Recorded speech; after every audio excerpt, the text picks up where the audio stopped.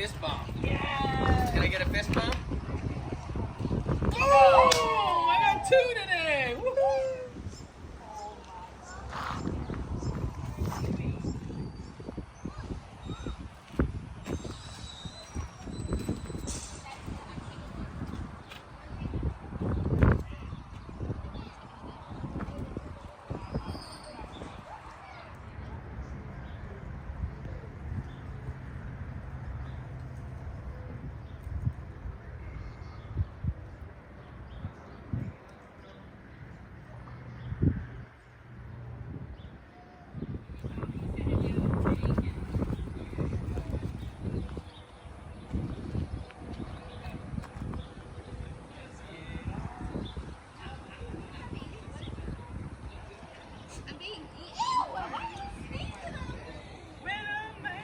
Like all ostriches do. You're just gonna throw the feed to the birds, and you're welcome to hand feed the deer if you would like. Now we are right in the middle of fawning season, so you're likely going to see a lot of babies throughout this tour. He's like, why are they throwing stuff at me? Oh, he's calling. We have some bigger animals further on in those pastures that are going to be excited to see y'all.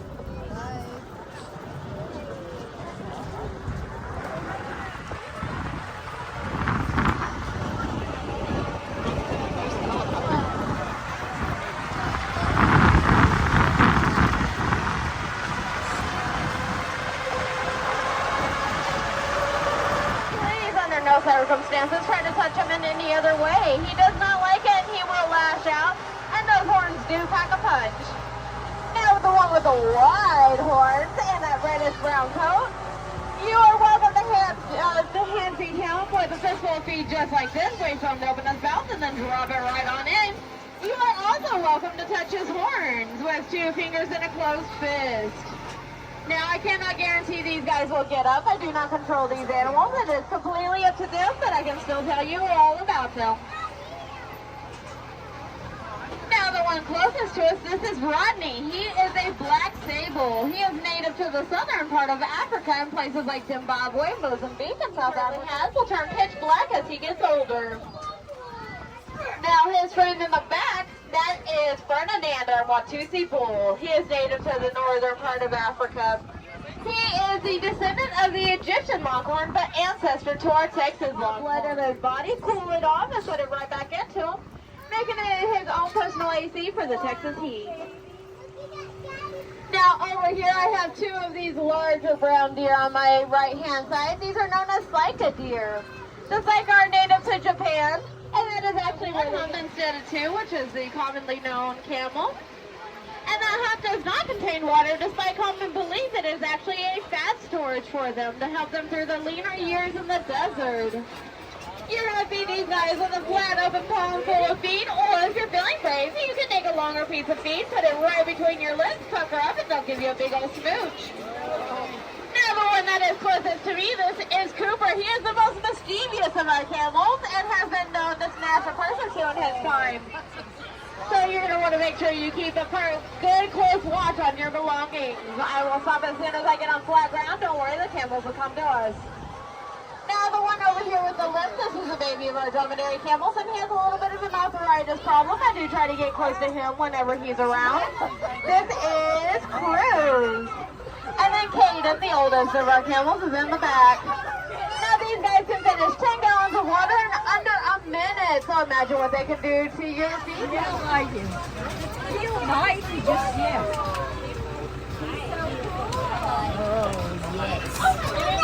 Another picture of you, Cooper. Smile, Cooper. Yeah, they are.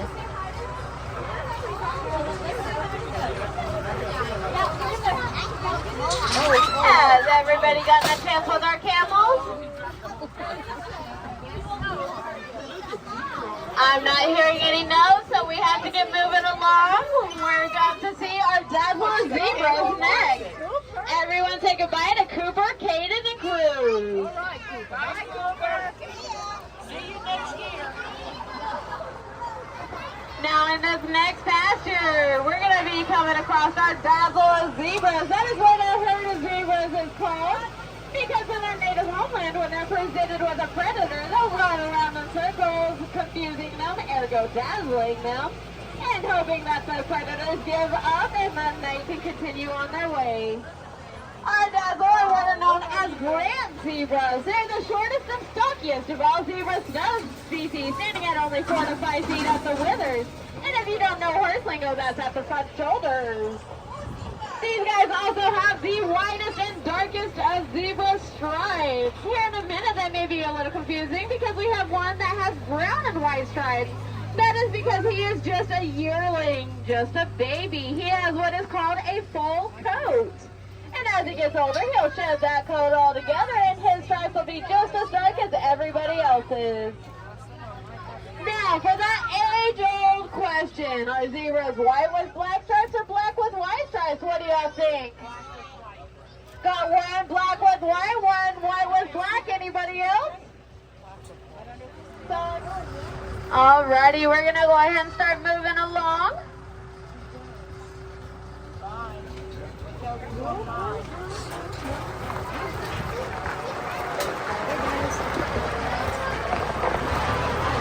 Now, as we come up to the zoo, specially modify it. Now, with that in mind, Houdini is quite special to us here at the zoo. He is the grandson of the animal that started everything you see here. Once upon a time, over 30 years ago, our owner came into possession of a Canadian elk calf. She bottle fed and raised it and fell in love with exotics, and then everything has expanded to what you see here. We've been in operation 30 years just this last weekend. So I do want to thank y'all for coming out to see us. Now Houdini is, of course, our Canadian elk bull.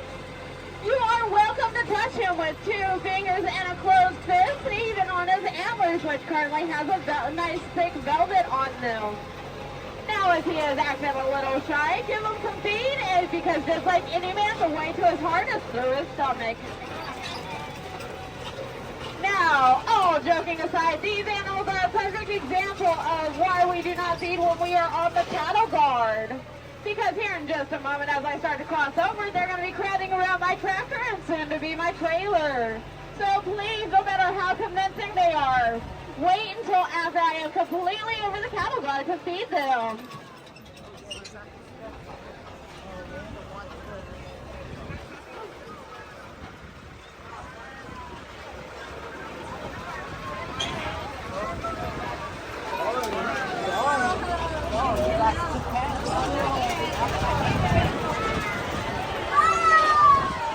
Alrighty, I should be safely over the cattle guard, so y'all are welcome to hand feed.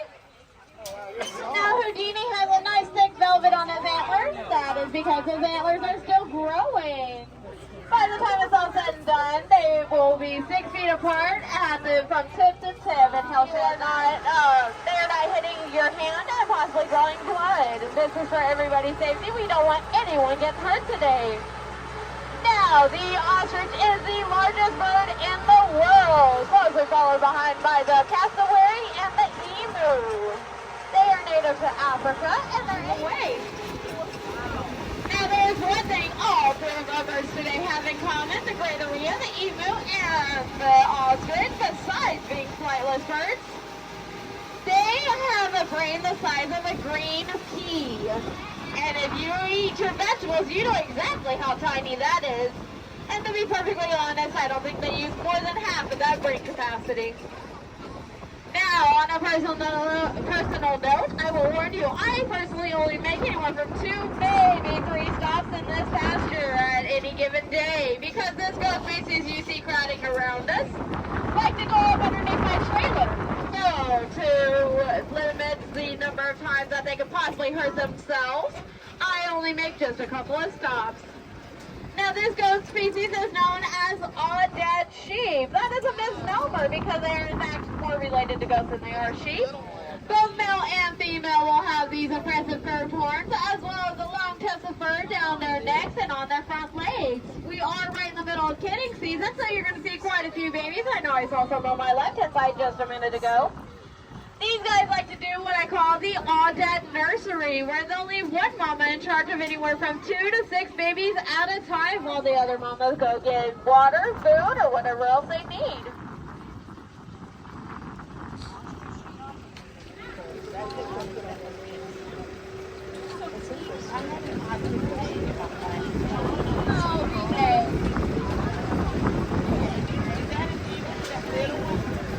No, those are greater rheas. The largest bird in South America. They are commonly mistaken as baby ostriches. However, the greater rhea have 3 toes where the ostrich only have 2. Then we don't have any baby ostriches on site right now. Way on over.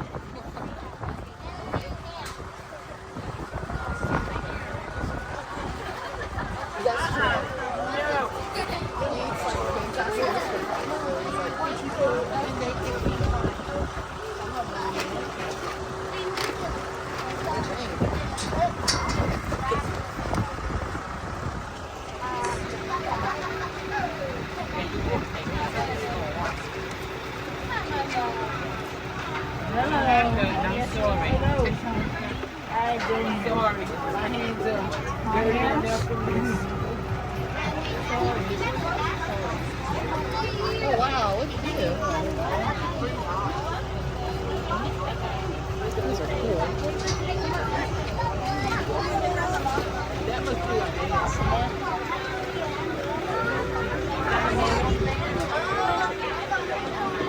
I don't know. I can tell which one it is. We have a female that's more like that and a male. He's a baby. No. It's only about a year old. I'm sure I don't think this is very Kind of cool. It's a female. Oh, you doing? That one's female. Alrighty, folks. I'm going to go ahead and start moving forward. Hold up. It's okay. As soon as I start moving, they'll get out.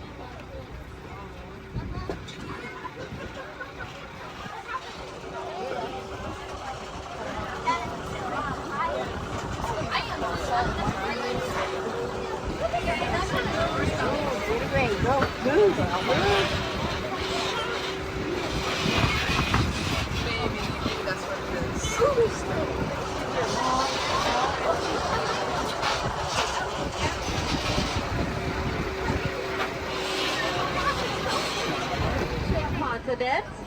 When that herd split into 2 with half of it going west to the European continent, they settled in Transylvania of all places. And those people, when they saw these big hairy creatures making all sorts of weird noises in their woods, they did what they did best and they came up with a legend for them. These guys were the inspiration behind the legend of the werewolf because they swore up and down it had to have been a man that was cursed to turn into this horrible beast. Now, the other half of that herd went east across the land bridge over to the Americas. They once roamed everywhere from northern Texas all the way up to Canada. But because of hunting and poaching, they were nearly wiped out to extinction. It is because of breeding programs like the one we have here at the zoo and other little zoos like us that there are any alive today. Our youngest member is 5 months old and it looks like she's hanging out underneath the shade of a tree. We'll pass by her in just a minute if she doesn't come up, which it looks like she's going to come on up. Now, as usual, I do not control which side these guys go on, but I'm going to try to get right in between them. Just make sure everybody gets a chance with our American bison herd. Now, Bruno, who is over here on my left-hand side, is our bull. He is 1,600 pounds of pure muscle. His female counterparts will only get up to be about 1,200 pounds, but are just as formidable. You are welcome to touch them. Just please, under no circumstances, touch their horns. Their horns are quite sensitive and they will lash out. That is not abuse that my trailer can take.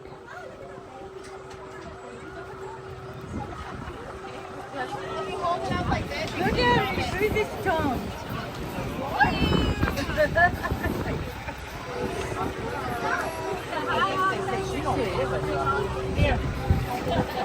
Look, he moves his tongue to the side. Yep, they are mid-shed. They'll actually get it fully shed right before they start growing it again.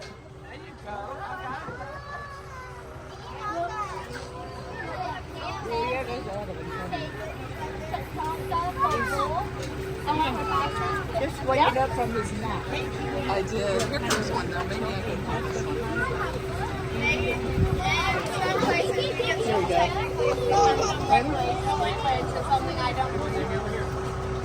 They're still on the endangered species list, but I don't think you're right.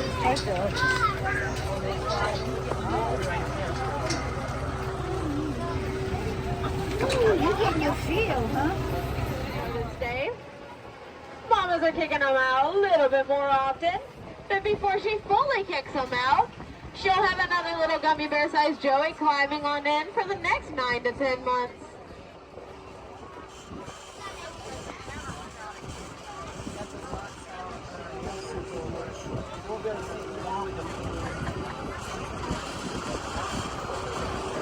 Now, like I said, they are pretty much just sleeping and resting, so we're going to continue on, but they are still fun to see for just a moment. Now, all the 3-foot birds that have been around us all day, the great arias, were once even smaller. In fact, on this right-hand side, you can see a lot of the teenage ones in an aviary.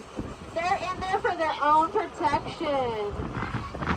Now, these guys, when out in the wild, it is the papa great aria and evil alike that sit on the nest, incubate the eggs, and even hatch them out and raise them. However, around here, we will snatch up the hatchlings before the Mexican hawks can snatch them. They use spit derived of an acid from their lower stomach to ward off predators. However, around here, a hungry llama is a spit llama, and sometimes spit just happens. Now, if you do get spit on, we do have a t-shirt in the office that you are welcome to buy. In fact, I wear mine quite often because I have one llama who does not like me no matter what I do. On my right-hand side, you're going to see this funky-looking sheep. He has 4 curved horns and he's mid-shed, so he's even funkier looking than normal. He is known as a Jacob sheep, and he is native to Israel. Now, for our llamas, they have amazing facial recognition. So if you are nice to them today, the next time you come, they'll make sure to spend a little extra time with you. However, if you displease them today, they will remember that, and you will likely be their target once again. Now, for our llama friends, they are cousin to an animal we saw earlier on in our tour. Does anybody have a guess? Camels! These guys are a smaller cousin to our camels. In fact, they also have the prehensile lips that our camels do. So if you really watch, you can see them pick at the feet and get specific ones that they want. Here he comes. Now we are going to continue on. These guys will likely run along with the tram, so do not be alarmed when they do. A truly motivated llama can get up to 35 to 40 miles an hour. And we're not going to get anywhere near that today. Now they do have their long shaggy coats because where they're from, they were used as pack animals in the mountains by the Inca people. Now anymore, llamas are used as basically guard dogs for flocks of sheep and goats because they are very territorial and they will ward off entire herds of coyotes.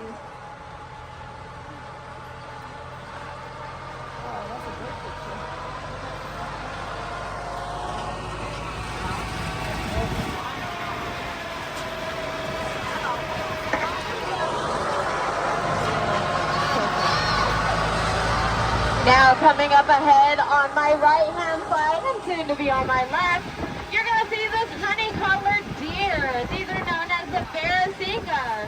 They have a second name of the Indian swamp deer because they're native to India and they do spend most of their time in the swamps.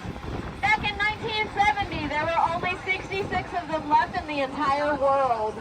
However, I am happy to say repopulation efforts have been successful and they are almost off the endangered species list.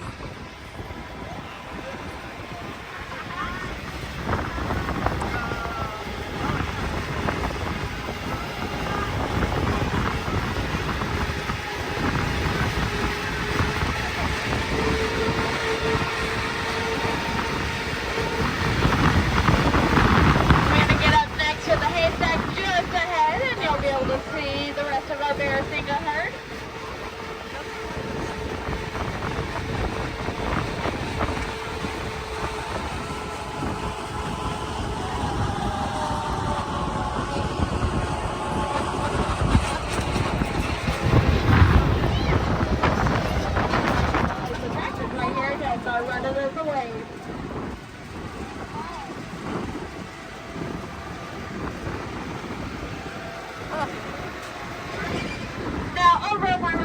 side, you're going to see this animal that's running about with the horns.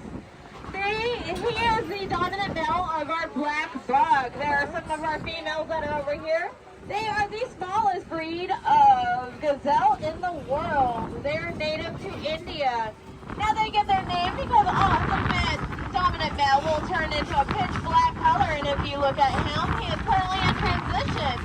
That honey-colored coat that he has is turning into a pitch black one.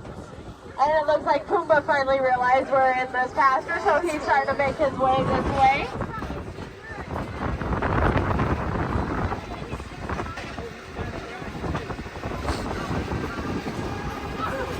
Now on my left-hand side are two of our more reclusive animals. These are known as the water bucks.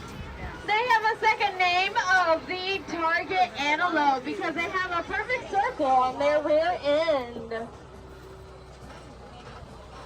Now the male I know will eat from your hand, so you're welcome to hand feed him. The female is a little bit more shy and tends to only follow what the male's doing. Our natural population was wiped out due to mass flooding. The only reason why we have any today is because a French missionary had some in his own private zoo. So every Pierre David you see here is descendant of the ones that he had. Over here on my left-hand side, you see our Scotties coming up to greet everybody. These are known as the Scottish Highland cows. You're going to feed them just like the bison with a fistful of feed and then moisten them over their mouth and drop it right on in. Again, our youngest member is only 5 months old. And it looks like she's hanging out with Mama in that shelter up ahead.